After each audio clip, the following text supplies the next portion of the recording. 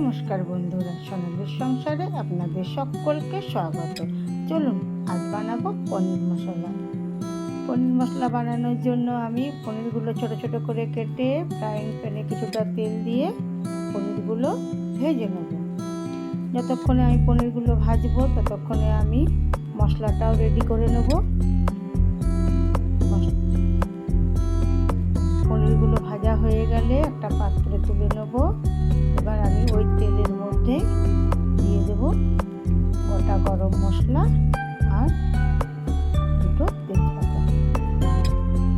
গরম মশলাটা একটু সেন্ট উঠলে আগে থেকে কেটে রাখা ক্যাপসিকামের টুকরোগুলো দিয়ে ভালো করে ভেজে নেব।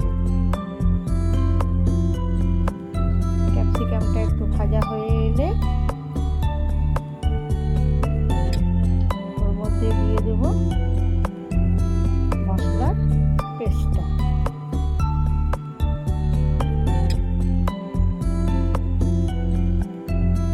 আর দিয়ে দেবো সামান্য পরিমাণে হলুদ। মশলাটা আমি ভালো করে কষে নেব।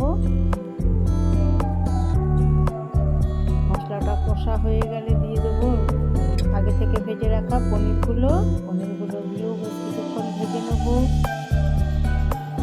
দিয়ে দেবো পরিমাণ মতো নুন আর দেবো আগে থেকে ভেজে রাখা কাজুর পেস্টটা দিয়ে কিছুক্ষণ নেড়ে চেড়ে নেব। এবার দিয়ে দেবো সামান্য পরিমাণে জল।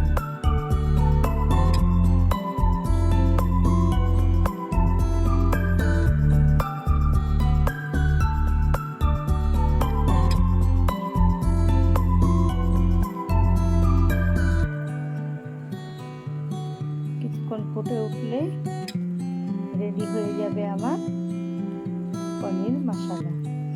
আপনাদের যদি রেসিপিটা ভালো লাগে একটা লাইক কমেন্ট করে দেবেন।